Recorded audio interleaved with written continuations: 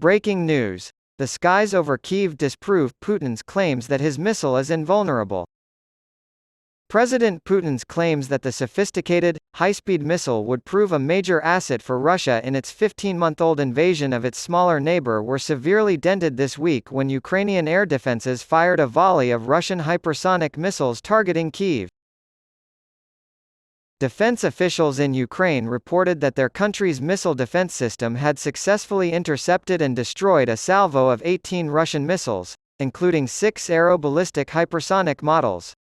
Patriot air defense batteries made in the United States and supplied by the United States and its NATO allies have improved Ukraine's defenses. One of the largest attacks on the capital since the invasion last year occurred early on Tuesday morning. To help counter the Russian invasion, Ukrainian President Volodymyr Zelensky had just finished a tour of European capitals.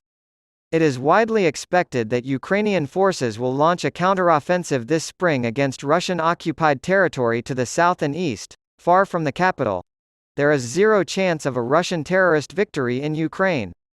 Defense Minister Alexei Reznikov tweeted that Western weapons could and should be used to counter Russian forces. Call General Mykola Olechuk, commander of Ukraine's Air Force, said on Telegram that in addition to the Kinzhal missiles, Russia also fired 9-caliber cruise missiles from ships in the Black Sea and at least 3 land-based Iskander missiles. During a Senate panel hearing on artificial intelligence on Tuesday, OpenAI CEO Sam Altman urged lawmakers to regulate the technology, describing the current boom in the industry as a potential printing press moment, but one that required safeguards.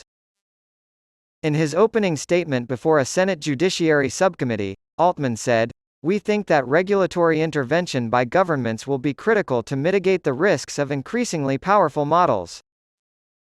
When Altman shows up, it's because the chatbot tool his company developed, ChatGPT, has gone viral, reigniting the AI arms race and causing some lawmakers to worry about the potential dangers posed by the technology.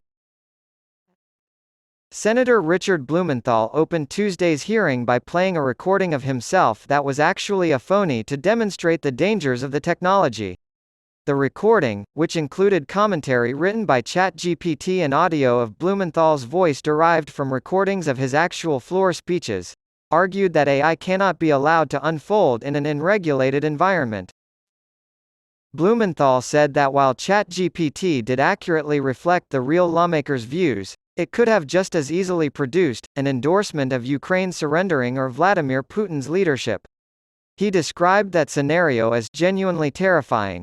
New artificial intelligence (AI) tools have been released by a growing number of tech companies in recent months, and they have the potential to revolutionize the way we live, work, shop, and interact.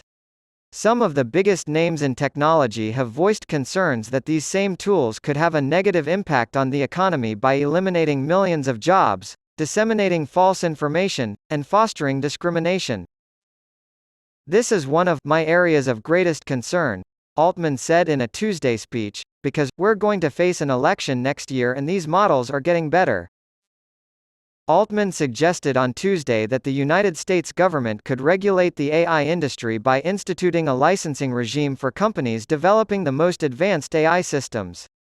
This combination of licensing and testing requirements, Altman said, could be applied to the development and release of AI models above a threshold of capabilities.